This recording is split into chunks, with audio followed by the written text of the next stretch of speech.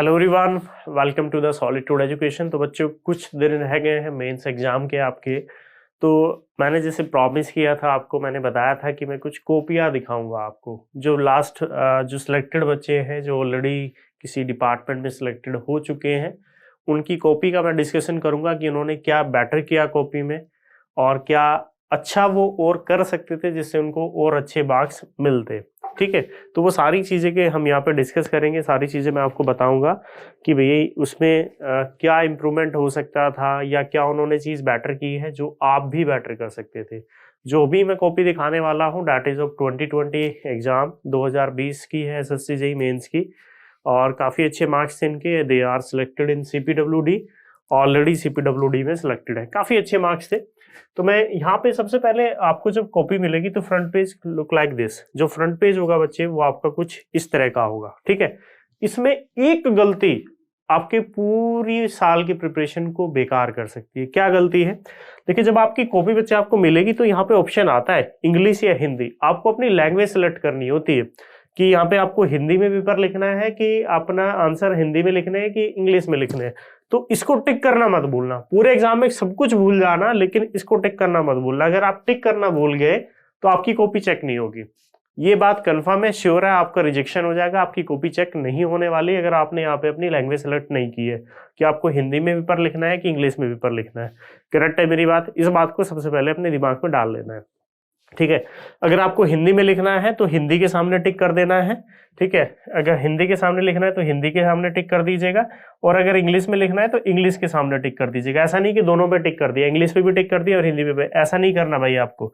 अगर हिंदी में लिखना है तो हिंदी पे टिक कर देना, इंग्लिश पे करना है तो इंग्लिश में टिक कर देना। और मैंने जैसे पहले बताया था, अगर अच्छे मार्क्स चाहिए तो इंग्लिश में ही पेपर को अटेम्प्ट करना है, हिंदी में पेपर को अटेम्प्ट नहीं करना है। ठीक है, अगर अच्छे मार्क्स चाहिए तो। रीजन मैं पहले बहुत बार डिस्कस कर चुका हूं आप लोगों से कि why we are writing in English. English में अच्छे मार्क्स मिलेंगे। जो टीचर कॉपी चेक कर रहा है उसको समझ में आती है सारी चीजें, वो मार्क्स भी अच्छे देगा। ठीक है, सबसे पहले ये बात ध्यान रखनी है। पेपर में जाते जैसे ही बुकलेट लिखे पहले सेलेक्ट कर लेना भाई ये, उसके बाद सारी चीजें भरना है। यहाँ पे कुछ मार्क्स दिए रहते हैं, कॉलम्स दिए रहते हैं, वो एग्जामिनर अपने आप भरेगा, जो कॉपी चेक करेगा। आपको कुछ नहीं करना है। बाकी वो लोग आपसे डिस्कस कर ही लेंगे सारी चीजें कि क्या करना है क्या नहीं करना है। ठीक है, तो हम इसमें डिसाइड करेंगे। बस फ्रंट पेज पे इसी चीज का बेसिकली बच्चे आपको ध्यान रखना है कि यहाँ पे अपने नेम सिग्नेचर वो आपसे करा लेगा। ठीक है, जहाँ पे आपके सिग्नेचर की जरूरत होगी वो सब बता देंगे आपको। आपका काम सिर्फ इतना है कि यहाँ पे बस अपनी लैंग्वेज सेलेक्ट कर लेना। ठीक है, कि यहाँ पे मेरे को इंग्लिश में लिखना है तो इंग्लिश में।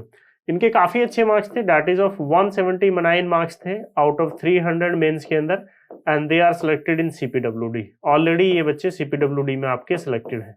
ठीक है, काफी अच्छा गया था 2020 में मेंस के अंदर। अगर इतने मार्क्स थे किसी के तो काफी अच्छा गया था। ये और भी अच्छा कर सकते थे, और भी अच्छा कर सकते थे अगर कुछ गलतियां ना करते। जैसे मैं दिखाऊंगा, 6 सेक्शन है। सबसे पहले जब बच्चे आपको पेपर मिलेगा, ये इंस्ट्रक्शन दिए रहते हैं। इतना टाइम नहीं रहता है किसी के पास कोई इंस्ट्रक्शन को पढ़ता है, कोई नहीं पढ़ता, ये सबको पता होते हैं, सब एक ही होते हैं। आप भी थोड़ा सा, मैं आपको जो वो दूंगा अभी क्वेश्चन पेपर, मैं भी कुछ मॉक टेस्ट देने वाला हूँ आपको, तो उसमें मैं सारा इसी फॉर्मेट में दूंगा आपको। ठीक है, ये कुछ आपके लिखे रहते हैं कॉपी के अंदर कि भैया क्या क्या कंडीशन है क्या नहीं है। एक बच्चे बहुत डाउट पूछते हैं, बच्चे बोलते हैं कि सर क्या आईएएस कोड ले जाना अलाउ है? आपको कुछ नहीं लेके जाना वहां पे, आपको कोई भी आईएएस कोड नहीं लेके जाना है। वहां पे जो भी इंफॉर्मेशन चाहिए होगी वो ऑलरेडी आपको गिवन होगी क्वेश्चन पेपर के अंदर।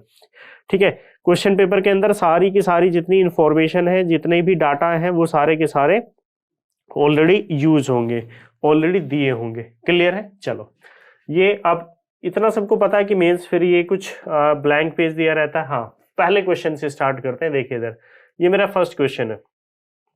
Now this is our first question. ये बच्चे फर्स्ट क्वेश्चन है। क्वेश्चन कुछ ऐसे दिए रहते हैं, पहले इंग्लिश में दिया रहता है, फिर हिंदी में दिया रहेगा सेम क्वेश्चन को। जिनको हिंदी में देना रहता है वो हिंदी में कर सकते हैं, और वो जिनको इंग्लिश में देना है वो इंग्लिश में दे सकते हैं। ठीक है, तो मैं इस क्वेश्चन की बात करता हूँ। मैंने ऑलरेडी डिस्कस किया था आपसे कि वो एनवायरमेंटल इंजीनियरिंग में वाटर सप्लाई के कुछ क्वेश्चंस हैं जो थोड़े से एफएम से रिलेटेड हैं, पाइप से रिलेटेड क्वेश्चंस होते हैं, वो कर लेना। और जैसे मैंने पिछले साल भी बताया था बच्चों को, और देखो पहला ही क्वेश्चन वैसा मिला था आपको। ठीक है, तो इस बात का ध्यान रखना, जो एनवायरमेंटल इंजीनियरिंग वाटर सप्लाई से जो पहले ही चैप्टर के क्वेश्चंस होते हैं ना, इंजीनियरिंग सर्विस के, उनके मेंस कर लेना। ये वो क्वेश्चन होते हैं बच्चे, जैसे 15 नंबर का क्वेश्चन है तो इन पे कोई गुंजाइश नहीं होती। अगर आपने करेक्ट किया है तो भाई आपको 15 में से 15 ही मिलने वाले हैं। अगर आपने ये क्वेश्चन कर लिया, इस तरह का क्वेश्चन कर लिया, तो 15 में से 15 ही मिलेंगे, ठीक है। और दूसरी बात बच्चे ये है कि यही एक ऐसे क्वेश्चंस होते हैं एग्जाम में जो आपको दूसरे से डिफरेंशिएट करते हैं, दूसरे बच्चे से अलग करते हैं, क्योंकि इस तरह के क्वेश्चन कोई प्रिपेयर नहीं करता। आप अपने दिमाग से फर्स्ट टाइम करने बैठोगे तो मैं ये नहीं कहता कि नहीं कर पाओगे, हो सकता है कर लोगे, लेकिन बहुत कम चांस है कि इसको करेक्ट कर पाओगे, ठीक है। तो देखो इन्होंने क्वेश्चन किया था, क्वेश्चन कंप्लीट किया हुआ है पूरा, इसमें देखने की बात है तो क्वेश्चन कंप्लीट था और इनको पूरे मार्क्स भी मिले। पूरे मार्क्स मिलने का रीजन क्या है? 15 नंबर मिले हैं पूरे 15, क्योंकि क्वेश्चन इनका सही था। न्यूमेरिकल करने का बच्चे एक ही फायदा है कि पूरे मार्क्स मिलेंगे। अगर आपका न्यूमेरिकल करेक्ट है तो आपके मार्क्स नहीं काट सकता कोई। मार्क्स कहाँ कटेंगे वो मैं आपको बताऊंगा, वो मैं सारी चीज आपसे डिस्कस करूंगा अभी। चलिए आगे देखते हैं next question, question number 2। Question number 2 consolidation का था, क्लियर है सबको, ये भी 15 नंबर का क्वेश्चन था। नाउ दिस इज कंसोलिडेशन, ठीक है। कंसोलिडेशन का है सॉइल मैकेनिक्स का, और ये क्वेश्चन भी इन्होंने बड़ा इजी, बहुत इजी क्वेश्चन था ये भी, ठीक है। इसमें भी इन्हें 15 में से 15 मार्क्स मिले हैं, ठीक है।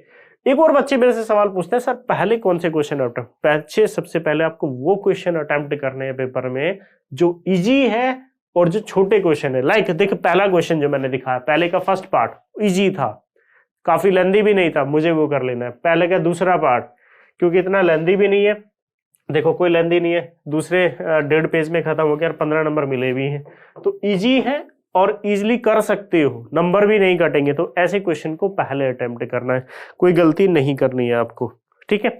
चलो अब मैं तीसरे क्वेश्चन की बात करता हूं बच्चे, तीसरे क्वेश्चन पे आ जाओ यहाँ पे। नाउ थर्ड क्वेश्चन का थोड़ा सा डिस्कशन कर लेते हैं। तीसरा क्वेश्चन है डिजाइन एन इरिगेशन कैनल। एक इरिगेशन चैनल को डिजाइन करना था, लेकिन ये लाइन कैनाल का डिजाइन था, ये इन्होंने नहीं किया। लाइन कैनाल का बच्चे डिजाइन था, और लाइन कैनाल के डिजाइन भी इतने कोई टफ नहीं होते, सिंपल है ये भी, ठीक है। सिंपल क्वेश्चन था, आखिर इन्होंने नहीं किया, पेपर में करना चाहिए था, लेकिन बाई चांस नहीं हो पाया। हो सकता है may be the time issue, time की कुछ प्रॉब्लम रही हो, ठीक है। चलो अगला क्वेश्चन, ऐसे क्वेश्चन ये होते हैं, जैसे ये क्वेश्चन है, डिजाइनिंग का क्वेश्चन है, इसमें से आपको 15 में से 15 मार्क्स नहीं देगा कभी भी, ठीक है, क्योंकि ये डिजाइन का क्वेश्चन होता है और डिजाइन में कभी फुल मार्क्स नहीं देगा। आपने अच्छे से अच्छा डिजाइन किया तो हो सकता है वो आपको 12 नंबर दे दे, 13 भी दे सकता है, 10 भी दे के छोड़ सकता है, कुछ इसी रेंज में आपको क्वेश्चन देगा। डिजाइन के क्वेश्चन का एक और फायदा होता है, अगर आपको नहीं आता और आपने 1-2 स्टेप्स ऐसे ही लिख दिया तो आपको 2-4 नंबर जरूर दे के चलेगा। ये भी एक बेनिफिट होता है डिजाइन वाले क्वेश्चन का, मतलब डिजाइन वाले क्वेश्चन जनरली गलत नहीं होते। अगर आप 2-3 स्टेप भी करके छोड़ दोगे ना, मान लो कि आप नहीं कर पाए, आपके पास एग्जाम में लास्ट 2 मिनट बचे हैं, आप कर दो, 2-3 लाइनें लिख दो, कुछ तो मिलेगा, 2 मार्क्स 3 मार्क्स 4 मार्क्स कुछ तो देगा। वो चीजें करनी है, वो चीजें याद रखनी है, ठीक है। नाउ नेक्स्ट इसमें देख लेते हैं। नाउ नेक्स्ट है बच्चे मेरा, next one is this question. ये देखिए, अब इसको देखिए, थ्योरी की मैं बात डिस्कशन कर रहा था। थ्योरी दी है उन्होंने, explain the different method of conducting speed and delay studies. Transportation का क्वेश्चन है, 15 नंबर की थ्योरी है। तो कभी भी दिमाग में एक बात बैठा के रख लेना, शुरू में इस तरह के क्वेश्चन नहीं करते हैं। जब पेपर शुरू हो रहा हो तो इस तरह के क्वेश्चन बिल्कुल नहीं करने। क्यों?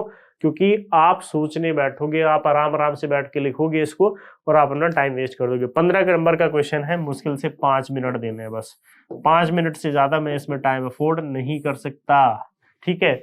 और क्या करना है, इसको लिखने हैं, करने हैं एंड में, जब आपके मोस्टली क्वेश्चन हो चुके हैं तब जाके थ्योरी लिखनी है, जितने भी पॉइंट लिखे जाए। वैसे 15 नंबर का क्वेश्चन है तो ट्राई करो कि 15 पॉइंट लिख पाओ, तभी 15 नंबर के हकदार हो। नहीं लिख पा रहे हो कोई बात नहीं, जैसे इन्होंने लिखा है टू द पॉइंट लिखा है, पहला पॉइंट, दूसरा, इन्होंने 5-6 पॉइंट लिखने की कोशिश की है, 5-6 पॉइंट लिखे हैं। इन्हें जो नंबर मिले हैं बच्चे, डेट इज 3 नंबर मिले हुए हैं इनको, 3 नंबर मिले हैं इसमें, और 3 नंबर थोड़े से कम है, एटलीस्ट 4-5 नंबर देने चाहिए थे, फिर भी डिपेंड करता है एग्जामिनर के ऊपर। तो आप बच्चे पॉइंट वाइज लिखने की कोशिश करो। अगर इन्होंने 10 पॉइंट भी इसमें लिखे होते तो इन्हें इजीली वो 7-8-9 नंबर तक दे सकता था, ठीक है। आप अगर 12-13 पॉइंट लिखोगे तब जाके वो इतने मार्क्स दे देगा। ये मान के चलो कि जितने पॉइंट आप लिखोगे उतने ही मार्क्स आपको दे देगा वो, ठीक है। आपने मान लो कि 10 पॉइंट लिखे हैं तो 10 में हो सकता है 10 दे दे, 10 होगा तो मैक्सिमम 8 से कम तो नहीं देगा, 8 नंबर तो आपको दे ही देगा वो, अगर आपने 10 पॉइंट लिखे हैं तो। ठीक है, तो पॉइंट थ्योरी में क्या याद रखना है, हमेशा मैं बोलता हूं कि रामायण नहीं लिखनी है, टू द पॉइंट लिखने हैं, आप पॉइंट लिख दीजिए, आपका काम हो जाएगा, आप लिखते रहिए। एक और सॉल्यूशन इनका क्वेश्चन का ये होता है कि आपको 2 पॉइंट याद आना, अपनी कॉपी पलटिए, तुरंत 2 पॉइंट लिख दीजिए, फिर दूसरा कोई क्वेश्चन कर लीजिए, आपको फिर 2-3 पॉइंट याद आ गए, फटाफट 2 पॉइंट फिर लिख दीजिए। ठीक है, आप कोई और क्वेश्चन करें, फिर आपको 1-2 पॉइंट याद आ गया गलती से, फिर लिख दीजिए। ऐसे भी इन क्वेश्चन को सॉल्यूशन कर सकते हैं। मतलब स्पेशली टाइम डिवोट नहीं करना है कि पेपर खोला भाई थ्योरी लिख लेता हूँ बैठ के, नहीं करना है, फंस जाओगे पेपर में। पेपर सबको आता है, तैयारी सबकी है, लेकिन नंबर किसके आएंगे, जो पेपर को अच्छे से अटेम्प्ट करेगा। और कॉपी दिखाने का पर्पज भी बच्चे मेरा यही है कि आप चीजें सीख पाओ, देख पाओ कि भैया क्या गलती कर रहे हैं हम, क्या उसने गलती की थी, क्या उसने अच्छा किया था। सिलेक्टेड कैंडिडेट है तो अच्छा ही किया होगा, तो वही दिखा रहा हूँ। ठीक है, चलो नेक्स्ट क्वेश्चन। ये पहला सेक्शन हो गया अपना। नाउ सेकंड सेक्शन की तरफ चलते हैं बच्चे। सेकंड सेक्शन पे बात करता हूं, तो ये पहला, what are the factor to be considered in selection of gauge. Railway की थ्योरी मैंने हमेशा से डिस्कस किया है कि भाई रेलवे की थ्योरी जरूर कर लेना, थ्योरी पढ़ लेना, देख लेना। इस क्वेश्चन में भी क्या करना है, ऐसे क्वेश्चन को नहीं करना है, पहले मत करना गलती से भी। क्यों नहीं करना है, गलती से इसलिए नहीं करना है भाई, भूल जाओगे, कवाल नहीं कर पाओगे वहां पे। ठीक है, तो चीजें है, बेटर सॉल्यूशन यही है कि आप चीजों को इनको इग्नोर करो, मतलब बाद में लिखना सीखो। What are the factor to be selection of a gauge, तो इसमें कुछ भी लिख दो, कुछ याद आ गया आपको पॉइंट, मेरे को याद आ गया टोपोग्राफी, तो लिख दिया भाई जल्दी से टोपोग्राफी। कुछ और पॉइंट याद आ गया, ये होना चाहिए, फिर तीसरा पॉइंट ऐसे लिख दे, ये लिखना, बस इसके ऊपर एक लाइन लिख देना, following are the factor which are to be considered for the selection of a gauge. ठीक है, बस पहला पॉइंट ये लिखा, दूसरा ये, तीसरा ये मत सोचना कि भाई 15 नंबर का है तो 15 ही लिखने, टाइम है तो लिख दो, नहीं तो कोई बात नहीं, जितने पॉइंट याद आ रहे हैं, चार पॉइंट याद आए 4 ही लिख दो, क्योंकि ये फ्री के नंबर है, ये एक्स्ट्रा नंबर है। 5 पॉइंट याद आए तो 5 लिख दो, 6 पॉइंट याद आ रहे 6 लिख दो, लेकिन लिख देना वहां पे। ऐसी मिस्टेक नहीं करना कि सर नहीं लिखे जा रहे, नहीं हो रहा है, वहां पे लिख देना आराम से। ठीक है, चलो ये हो गया। थोड़ा इन्होंने तो खैर किया नहीं था इस कॉपी में। एक ये क्वेश्चन सबसे फेमस क्वेश्चन है, फोर बियरिंग बैक बियरिंग, और सबसे फेवरेट क्वेश्चन भी रहता है। ये जो फोर बियरिंग बैक बियरिंग वाले क्वेश्चन रहते हैं बच्चे, सबसे फेवरेट रहते हैं, क्योंकि सबको आता है, कोई कुछ पढ़ के जाए या ना जाए, वो सर्वे में फोर बियरिंग बैक बियरिंग जरूर पढ़ के जाता है। इस क्वेश्चन को कर लेना, मेरी सलाह ये है कि सबसे पहले इसी को कर लेना। क्यों? क्योंकि जब पेपर हम स्टार्ट करते हैं थोड़ा दिमाग शांत रहता है, काम अच्छे से करता है, तो इसमें गलती होने के चांसेस बहुत ज्यादा रहते हैं। तो मैं ये सलाह दूंगा कि आप इसको पहले निपटा लो, मतलब पहले ही स्टार्टिंग में इस क्वेश्चन को निपटा लो, एंड में करने की कोशिश मत करना। क्यों? क्योंकि गलती होने कैलकुलेशन ज्यादा होती है, और कैलकुलेशन में मिस्टेक बहुत ज्यादा करते हैं, जनरली करता है, आते हुए भी कर देते हैं मिस्टेक। तो इसका बेस्ट सोल्यूशन यही है कि आप इस क्वेश्चन को कर लें, पहले ही कर लें, बाद में वेट मत करना कि करेंगे यार देखते हैं, स्टार्टिंग में निपटा लेना इस वाले क्वेश्चन को। क्यों? क्योंकि थोड़ा सा फ्रेश बैठते हैं एग्जाम में, थोड़ा सा प्रेशर कम रहता है स्टार्टिंग में, तो गलती होने के चांस कम होंगे, तो पहले ही निपटा लेना इसको। और ये क्वेश्चन ऐसा है कि अगर सही करोगे तो फुल मार्क्स मिलेंगे, 15 आउट ऑफ 15। थ्योरी में नहीं देगा, लेकिन इस तरह के क्वेश्चन में आपको जरूर दे देगा। देखिए इन्हें भी फुल मार्क्स मिले हुए, इन्हें भी 15 नंबर मिले हुए पूरे, क्योंकि क्वेश्चन करेक्ट है। और एक और बात बच्चे पूछते हैं कि सर टेबल में दिखा दें कैलकुलेशन करके। देखो कुछ बच्चे बोलते हैं कि सर टेबल में दिखा देंगे, खाली कैलकुलेशन करके क्या करना है। नहीं भाई, टेबल में तो दिखा दोगे, आपको कैलकुलेशन करके दिखानी। जैसे इन्होंने दिखा, पहले स्टार्टिंग में लाइन लिख दी, फोर बियरिंग ये है, बैक बियरिंग ये है, इनके बीच का डिफरेंस ये है, फोर बियरिंग बैक बियरिंग का। फिर इन्होंने पूरा वो ट्रेवर्स भी बना के दिखाया, आपको भी बनाना है ट्रेवर्स, ऐसा नहीं कि ट्रेवर्स नहीं बनाओगे वहां पे। ठीक है, उसके बाद ये सारी कैलकुलेशन दिखानी पड़ेगी, जैसे एंगल भी यहाँ से आया, एंगल सी इतना है, डी इतना है, ई इतना आया, फिर समीशन इतना हो रहा है। ठीक है, लोकल अट्रैक्शन है इतने ज्यादा आ रहा है, करेक्शन हमने इतना कर दिया। ठीक है, तो ये सारी चीजें कैलकुलेशन आपको दिखानी पड़ेंगी, तभी आपको नंबर मिलेगा। और कुछ बच्चे बोलते रहते सर डायरेक्ट टेबल में कैलकुलेट कर दें। नहीं, डायरेक्ट टेबल में कैलकुलेट नहीं करना है, टेबल में वैल्यूज तो पुट अप करके दिखानी ही है, उसके साथ में ये आपको दिखाना पड़ेगा कि भैया देखो यहाँ पे मेरी वैल्यू ये इतनी आई है, ये वैल्यू आई है, ये इतनी आई है, यानी कि हर एक वैल्यू जो मैंने कैलकुलेट की है कि वो वैल्यू आ कहाँ से रही है, वो सारी चीजें भी मुझे दिखानी पड़ेगी। बात समझ में आ गई? ठीक है, तो डायरेक्ट मत कर देना कि बस टेबल बना के छोड़ दी, नंबर नहीं मिलेंगे, मतलब पूरे नंबर नहीं देगा, काट लेगा, आधे नंबर देगा, फायदा नहीं होगा। तो कैलकुलेशन करके दिखा देना, कोई ज़्यादा टाइम नहीं लगता इस तरह के क्वेश्चन को करने में, ठीक है। आगे मैं और भी एग्जांपल दिखाऊंगा, मैं बोलता रहता हूँ सबको कि ये वाली मिस्टेक नहीं करनी है, ठीक है। चलो अभी एक क्वेश्चन देखो, इस तरह का क्वेश्चन, ये बड़ा आसान क्वेश्चन है, थोड़ा सा एफएम से रिलेटेड क्वेश्चन है, एफएम ओसीएफ का मिक्स कह सकते हैं, बेसिकली ओसीएफ का है। For a flow of water in OCF का क्वेश्चन है, सिंपली चैजी और मैनिंग कांस्टेंट सी और एन की वैल्यू निकालनी है। बड़ा आसान सवाल है, कर लेना भाई, 15 नंबर का सवाल है। देखो इन्होंने भी किया है, बहुत ही आसान, और इनको नंबर कितने मिले हैं इसमें, 4 नंबर दिए हुए, ओनली 4 मार्क्स, ठीक है। रीजन क्या हो सकता है, रीजन ये हो सकता है कि क्वेश्चन गलत किया होगा इन्होंने, ठीक है। इन्होंने क्वेश्चन के आंसर गलत है, क्वेश्चन को कर दिया है, आई थिंक क्वेश्चन ही इन्होंने मिस्टेक कर दिया है, इसलिए इनको 4 नंबर मिले, ठीक है। वैसे अगर क्वेश्चन सही होता तो मैं गारंटी कहता हूँ 15 आउट ऑफ 15 मिलता है इनको, ठीक है। तो इस तरह की मिस्टेक नहीं करनी है, ठीक है। चलो और आगे चलते हैं और देखते हैं कुछ इन्होंने क्या भारी मिस्टेक की है। हाँ, पेल्टन टरबाइन, पेल्टन वाला क्वेश्चन, सेम क्वेश्चन, ये डिट्टो मैंने कराया था क्लास में, यूट्यूब पे मैंने कराया हुआ, अभी भी लेक्चर डाला हुआ है इसका, सेम क्वेश्चन कराया था। इसमें नंबर ऑफ जेट पूछा था कितने आने हैं, ठीक है। Determine the number of jet required, इसमें शायद एन की वैल्यू 2 आती थी, ठीक है। सेम क्वेश्चन कराया था डिट्टो, ऐसे ही क्वेश्चन आया था ये मशीन का, पेल्टन टरबाइन का, बड़ा आसान सा सवाल था। और इस पे देखो इनको पूरे मार्क्स मिले होंगे, पूरे फुल मार्क्स, देखो 15 नंबर मिले हुए हैं पूरे के पूरे, क्योंकि इस तरह के क्वेश्चन में कोई गुंजाइश नहीं होती काटने की। अगर आपने करेक्ट किया है तो किया है, कोई भी गुंजाइश नहीं है एग्जामिनर के पास कि वो आपके मार्क्स काट ले। बड़ा आसान सवाल था मशीन का। मैं इसलिए कहता हूँ कि क्वेश्चन करने का फायदा ही है, अगर क्वेश्चन करेक्ट है तो सब कुछ करेक्ट है, आपको कुछ भी वहां पे मार्क्स नहीं कटेंगे आपके, अगर आपका क्वेश्चन बिल्कुल सही आ रहा, आंसर बिल्कुल आपका सही है, ठीक है बच्चे। ये तो वैसे भी क्वेश्चन मैंने बिल्कुल डिट्टो कराया था, और ये आई थिंक किसी का गलत भी नहीं हुआ होगा 2020 वाले एग्जाम में, ठीक है। 2020 वाले एग्जाम में मुझे नहीं लगता कि किसी का गलत भी हुआ होगा ये पेल्टन टरबाइन वाला, ठीक है। चलो आगे देख लेते हैं, थोड़ा सा और चलते हैं। हाँ, ये एक क्वेश्चन था, थ्योरी का question, describe the triaxial test, triaxial test वाला था, 20 नंबर का सवाल है, ठीक है। तो देखो उन्होंने किस तरह से पहले describe the triaxial test with the help of neat diagram and explain it types. जब भी इस तरह का आए ना, मतलब कोई टेस्ट वगैरह आप पूछे, जैसे ट्राइएक्सियल टेस्ट है, डायरेक्ट शियर टेस्ट है, प्लेट लोड टेस्ट है, स्टैंडर्ड पेनिट्रेशन टेस्ट, तो पिक्चोरियल रिप्रेजेंटेशन और कर्व के थ्रू समझाने की ज्यादा कोशिश करो as compared to the theory. आप उसमें थ्योरी कम लिखने की कोशिश करो, जैसे इन्होंने लिखा है, इनकी अगर मैं बात करता हूँ तो बच्चे इन्होंने पूरा पहले ट्राइएक्सियल टेस्ट क्या है पूरा लिख दिया है, क्यों परफॉर्म करते हैं, किसके लिए होता है, फिर इन्होंने फिगर बना दी है उसकी, ठीक है। फिर उन्होंने जो भी लेते हैं पैरामीटर, सेल प्रेशर वगैरह, उनके बारे में थोड़ा लिख दिया है। इनको मिले हैं 8 नंबर, ठीक है।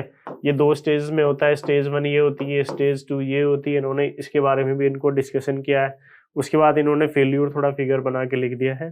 तो आई थिंक मैं कहूँगा कि इसमें थोड़े से ये अनलक्की रहे, अनलक्की इन द सेंस कि थोड़े से मिलने चाहिए थे, थोड़ा सा ठीक ठाक एक्सप्लेन किया है इन्होंने, कंसोलिडेशन एंड कोलिशन सारी चीजें की हैं, और इनको जो बच्चे मार्क्स मिले हैं 8 नंबर, जबकि सवाल कितने नंबर का था ये, 15 नंबर का, सॉरी 20 नंबर का, 8 मिले हैं आउट ऑफ 20। थोड़े से अनलक्की रहे, ज्यादा मिलने चाहिए थे, लेकिन ये चीज आपके हाथ में नहीं है।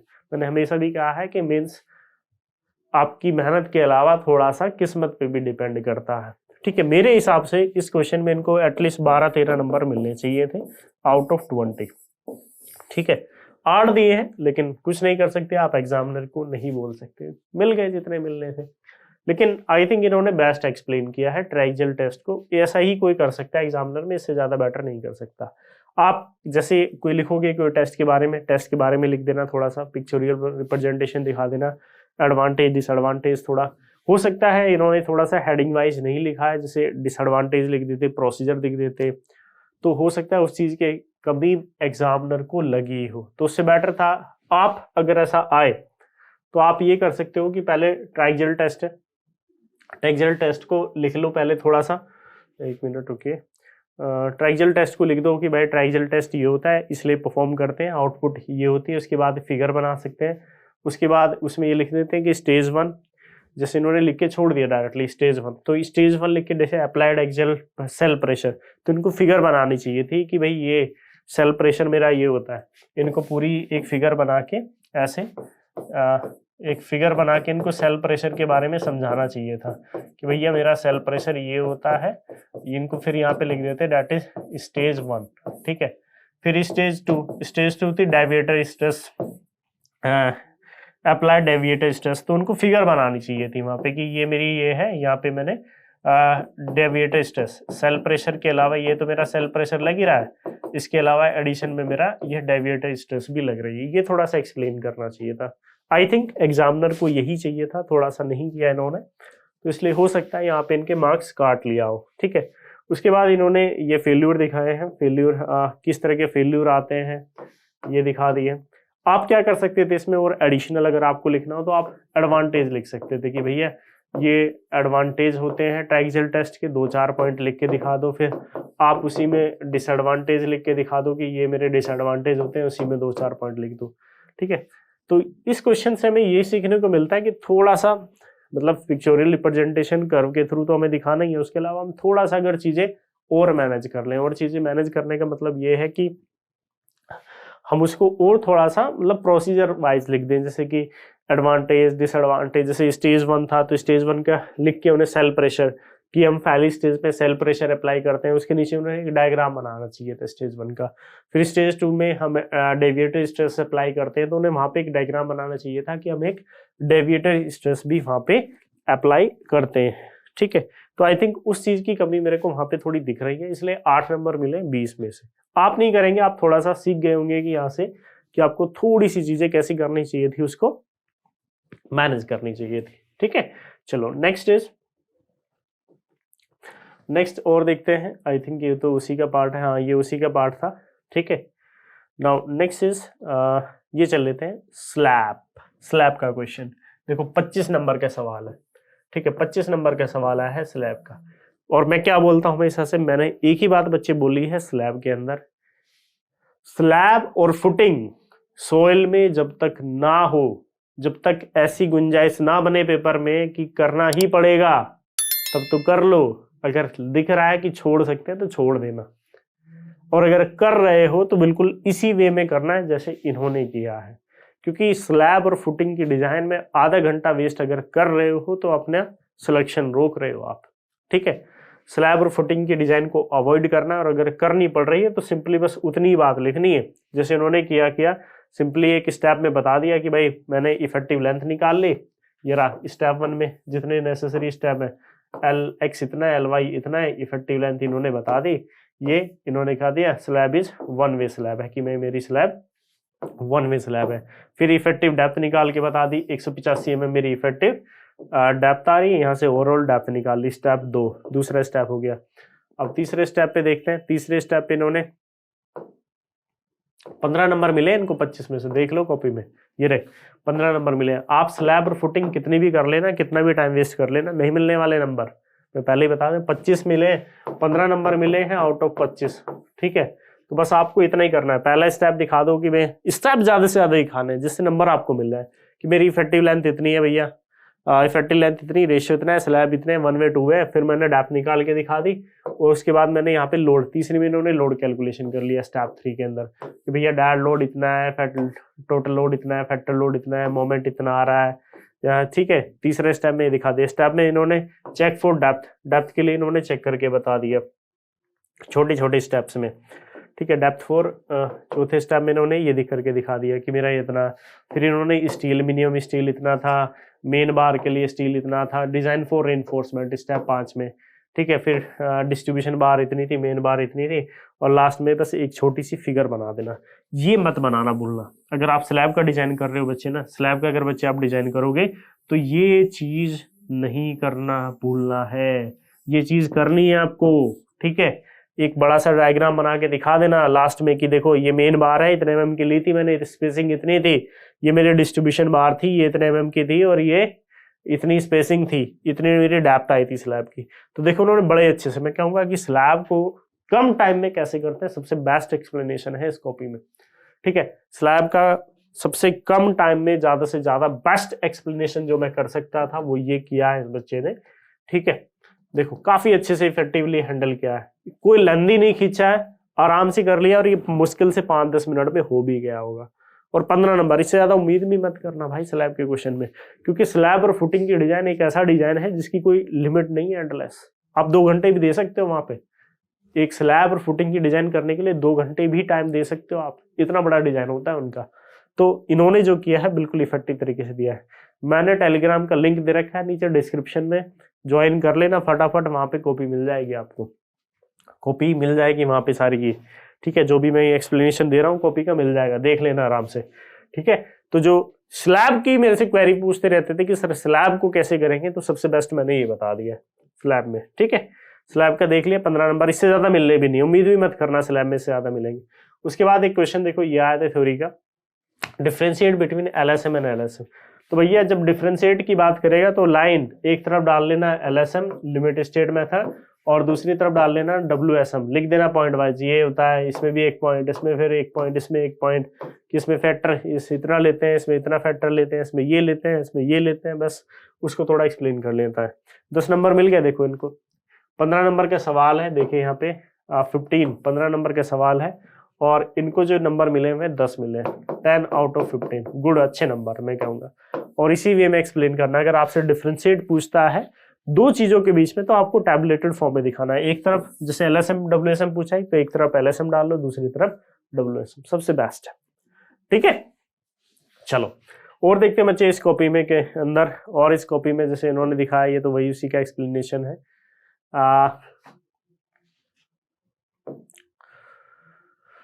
वर्किंग स्ट्रेस में ये हो गया। फोर्थ चलते हैं, सिलेक्शन ऑफ डैम साइट। ये भी देखो, ये क्वेश्चन ऐसे होते हैं जिनको जो किसी को याद नहीं होते। इनको मिले भाई 6 नंबर, 6 नंबर मिले हैं आउट ऑफ 15। मैं कहूंगा कि लक्की है, ठीक है, दे दिए भाई। Mention the factor governing the selection of dam site, भाई बिल्कुल बिल्कुल लिख दो। फॉलोइंग आर द फैक्टर लिखो, सबसे ऊपर line, following are the factor which govern the selection of a dam site. पहला पॉइंट, दूसरा पॉइंट, तीसरा, चौथा। इनको बैठ के स्पेशली नहीं लिखना है, स्लैब का डिजाइन कर रहे हैं, थोड़े बोर हो गए, 2 पॉइंट याद आ गए, लिख दिए इसके 2 पॉइंट। इनमें ये नहीं, जितने पॉइंट लिख पाओ लिख देना आराम से। 5 लिखे जा रहे हैं 5 लिख देना, 6 लिखे जा रहे हैं 6 लिखे, 10 लिखे जा रहे हैं 10 लिख देना। ऐसा कोई रूल नहीं है कि भैया 15 नंबर का सवाल है तो मैं 15 ही पॉइंट लिखूं। कोशिश करो ज्यादा से ज्यादा पॉइंट लिख पाओ, ठीक है। ऐसा तो नहीं होगा, 100% मार्क्स तो देगा नहीं थ्योरी में, 15 में से 15 दे दिया, ऐसा कभी नहीं देने वाला वो आपको। ऐसा कभी नहीं देगा कि 15 में से 15 नंबर आपको दे दिए। इन्होंने अच्छा किया है, जितने पॉइंट इनको याद आते हैं कि उन्होंने लिख दिया। और ऐसा भी नहीं उल जुलूल कुछ भी लिखे जा रहे हैं, सही पॉइंट लिखने हैं, थोड़े से मिलते जुलते उससे। देखो उन्होंने लिख दिया, ये 4 5 6 पॉइंट लिख दिए, 6 नंबर मिल गए। इसलिए बोलता हूँ कि थ्योरी अगर नहीं भी आती हो तो पॉइंट वाइज लिख दो, कुछ ना कुछ नंबर पा जाओगे। और ये बच्चे ये जो नंबर होंगे फ्री के नंबर होने वाले हैं आपके लिए, ठीक है। चलो आगे देखते हैं। फिर इन्होंने एक सेक्शन ये लेबोरेटरी टेस्ट ऑन सीमेंट पे क्या लेबोरेटरी टेस्ट थे, डिस्क्राइब एनी ऑफ 2। 15 नंबर का इनका ये सवाल आया था। इन्होंने लिख दिया कि भैया फाइननेस टेस्ट होता है, साउंडनेस। इन्होंने थोड़ा सा एक्सप्लेनेशन दे दी कि ये टेस्ट होते हैं, और उनका इन्होंने फिर से एक्सप्लेनेशन दे दिया यहाँ पे, ठीक है। ये सेटिंग टाइम टेस्ट ये सारा इन्होंने डिस्क्राइब कर दिया, थोड़ा बहुत बता देना आप भी। इनके मार्क्स देखते हैं कितने मिले हैं इस पे थ्योरी पे।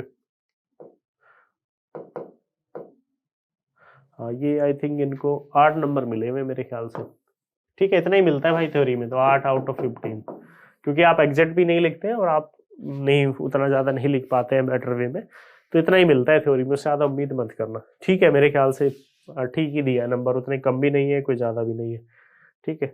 नाउ नेक्स्ट देखते हैं, what are the characteristics of good quality timber. सबसे बढ़िया सवाल, देखो इनके नंबर देखते हैं। 15 नंबर का सवाल है और इन्हें जो मिले 10 नंबर मिले। देखो इन्होंने पॉइंट वाइज लिख दिया है सारी चीजें कि ये कैरेक्टरिस्टिक्स है, इन्हें 10 नंबर दे दिया आउट ऑफ 15। भाई ऐसे ही मिलेंगे, ज्यादा पॉइंट दिख गए एग्जामिनर को, एग्जामिनर ने नंबर बढ़ा दिए। यहीं ये 4-5 पॉइंट लिख दे तो 2-3 नंबर देके छोड़ देता बस। तो कोशिश करो, अगर 15 नंबर का सवाल है तो 10 पॉइंट तक एटलीस्ट लिख पाओ, कोशिश करो, ठीक है। 10-12 पॉइंट अगर आप लिख रहे हैं तो आपको 8-10 नंबर आपको दे देगा एग्जामिनर इतनी भी कंजूसी नहीं करेगा, ठीक है। चलो नेक्स्ट पे बढ़ते हैं कॉपी पे। ये है लेसी का डिजाइनिंग, लेसी का थ्योरी का डिजाइन आया था। 15 नंबर का सवाल है लेसी का, स्टैफ में होता है तो इन्होंने नहीं किया, आई थिंक स्टैफ में करना चाहिए था इनको इस कॉपी में, ठीक है। इनको नंबर देखते हैं कितने नंबर मिले, 15 में से 15। आई थिंक इस क्वेश्चन में मेरे ख्याल से लक्की हैं थोड़े। लक्की इसलिए कि इन्होंने स्टेप वाइज नहीं किया है, उनको स्टेप वाइज दिखाना चाहिए था कि भाई मैंने स्टेप 1 में ये किया है। जो आप पढ़ते हो ना स्टेप 1 में कैलकुलेशन ऑफ वेलोसिटी निकालते हो, फिर और स्टेप डिस्चार्ज, फिर आर, तो वो स्टेप वाइज दिखाना था इनको। ये थोड़े से लक्की हैं इस क्वेश्चन के अंदर कि इनको 15 में से 15 नंबर मिल गए, 15 आउट ऑफ 15। लेकिन आपको क्या बेटर वे में करना है, जब आप लेसिए कैनेडी का डिजाइन करोगे तो स्टेप बाय स्टेप करना है आपको कि स्टेप 1 में हमने ये कैलकुलेट किया, स्टेप 2 में ये कैलकुलेट किया, स्टेप 3 में हमने ये कैलकुलेट किया है। ठीक है, चलो रिटेनिंग वॉल का ये क्वेश्चन था, सिंपल क्वेश्चन होता है तो सॉइल का, इसमें तो कुछ होता नहीं है। ठीक है, इनका कितने नंबर का सवाल था ये? 15, हाँ 10 नंबर का सवाल है। इसमें आई थिंक कुछ गलत आया था। गलत क्या आया था देखो, इसमें गामा की वैल्यू गलत आई थी क्वेश्चन में। इन्होंने जो गामा दिया हुआ है वो 18 न्यूटन किलो न्यूटन पर mm³ दिया है। गामा की जो वैल्यू दी है 18 किलो न्यूटन पर mm³, तो ये mm³ नहीं होता, ये मीटर क्यूब होना चाहिए था। ये चीज इन्होंने गलत दी है इसमें पेपर में। ठीक है, तो इन्होंने थोड़ा सा इन्होंने इसको मान के कर दिया है कि ये मतलब इतना तो पता होता है यार कि ये मीटर क्यूब होना चाहिए था। इन्होंने तो फिर 18 मान के ही उसको सॉल्व कर दिया है पेपर को, तो आई थिंक इनका आंसर भी करेक्ट आया है। ठीक है, हाँ ठीक है, इनको कितने नंबर दिए? 10 नंबर दिया है। 10 के नंबर का क्वेश्चन है, 10 दे दिया पूरे। ठीक है, कोई इशू नहीं है। ठीक है, चलो अब आगे चलते हैं, थोड़ा सा और देखते हैं। ये वेल हाइड्रोलिक्स वाला 25 नंबर का क्वेश्चन, ये तो आप सब कर ही लोगे, इसमें तो कुछ ज़्यादा सीखने का है नहीं। ठीक है, एंड लास्ट वन देखते हैं इन्होंने क्या क्या। सीव एनालिसिस वाला क्वेश्चन है। सीव एनालिसिस में देखो इनको एक प्रॉब्लम इन्होंने की है सीव एनालिसिस वाली। सीव एनालिसिस में 25 नंबर का प्रॉब्लम है, इन्हें ग्राफ बनाना था आई थिंक। ठीक है, प्लॉट था, देखो इन्होंने लिखा plot the grain size distribution curve and determine the following. इन्हें 15 नंबर मिले, मैंने इनकी कॉपी देखी थी, इन्हें 15 नंबर मिले हैं आई थिंक। इस क्वेश्चन में मैं देख लेता हूँ एक बार, हाँ ये 15 नंबर मिले। इनकी सारी वैल्यू सही है, लेकिन इनको 15 नंबर मिले हैं आउट ऑफ 25। रीजन ये था कि इन्हें ग्राफ बनाना था इसमें, जो कि इन्होंने प्लॉट नहीं किया है, जो करना चाहिए था। ठीक है, चलो हालांकि नहीं किया तो कोई इशू नहीं है, आप कर लेना, ये आप कर सकते हो यहाँ पे। ठीक है, बाकी तो ये बाकी इन्होंने इतने ही सेक्शन किए थे इसके अंदर। हाँ एक और क्वेश्चन किया हुआ इन्होंने, नहीं किया हुआ, वो लेग एंगल वाला क्वेश्चन है, स्टील वाला, वो छोड़ दिया था इन्होंने, नहीं किया हुआ है। ठीक है, ये लास्ट वाला एक सेक्शन इन्होंने छोड़ा हुआ है, हाँ फिर उसके बाद सेक्शन नहीं किया। तो बच्चे ये मेरी कॉपी है। हाँ एक और बच्चे डाउट पूछ रहे थे कि सर रफ पेपर के लिए होता है? यस, आप एंड में जाओगे ना तो एंड के 2-3 पेज आपको रफ वर्क के लिए दिए रहते हैं। ये रफ लास्ट में 2-3 पेज रफ वर्क के लिए दिए रहते हैं। ठीक है, ठीक है, तो बच्चे आपने कॉपी देख ली। कॉपी में मेरे को क्या सीखने को मिलता है कि जो न्यूमेरिकल छोटे हैं, आसान है, उनको मुझे पहले करना है, और जो मेरा सर्वे के अंदर जो फॉर बेयरिंग बैक बेयरिंग वाला, उसको मुझे पहले ही निपटा लेना है, क्योंकि उसमें कैलकुलेशन एरर होने के चांस ज़्यादा है। तो एग्जाम जब स्टार्ट होगा तो शुरू वाले में ही टाइम में उसको कर लेना, एंड में मत खींचना। थ्योरी को लेटर स्टेज में लिखना है और टुकड़ों में लिखना है, ये ज़्यादा बेटर है। क्योंकि जब आप लिखने बैठोगे ना 10-12 पॉइंट किसी भी थ्योरी के क्वेश्चन में, तो आपको रैंडमली याद नहीं आएंगे। हो सकता है 2 पॉइंट याद आ रहे हैं, 3 याद आ रहे हो, तो जितने पॉइंट जब जिस टाइम पे याद आते रहे तुरंत लिखते रहो, निपटाते रहो उनको। और किसी भी क्वेश्चन, थ्योरी वाले क्वेश्चन को छोड़ के मत आना, बिल्कुल भी ब्लैंक मत छोड़ देना। अगर नहीं भी आ रहा है ना, फिर भी 2-4 पॉइंट लिख देना, फ्री के 2-3 नंबर मिल जाएंगे एंड टाइम पे। ठीक है, तो ये कॉपी थी, काफी अच्छा रहा इनका। दैट इज 179 मार्क्स थे आउट ऑफ 300 मेंस में। और 2020 जो मेरा SSC JEE 2020 वाला एग्जाम था, उसकी कॉपी थी ये, और they are selected in CPWD also. ठीक है, तो मेरे हिसाब से गुड, अच्छा किया है इन्होंने। बाकी टेलीग्राम का लिंक दे दिया है मैंने वीडियो के डिस्क्रिप्शन में, ज्वाइन कर लो फटाफट। ठीक है, वहाँ पे मिल जाएगी कॉपी आप सभी को ये, और बाकी बच्चों को भी शेयर कर देना, जो आपके फ्रेंड वगैरह हैं जो है, उनको भी आप शेयर कर दीजिएगा। ठीक है बच्चे, तो फिर मिलते हैं। थैंक यू सबको फिर नेक्स्ट लेक्चर में। ओके, थैंक यू तब तक के लिए।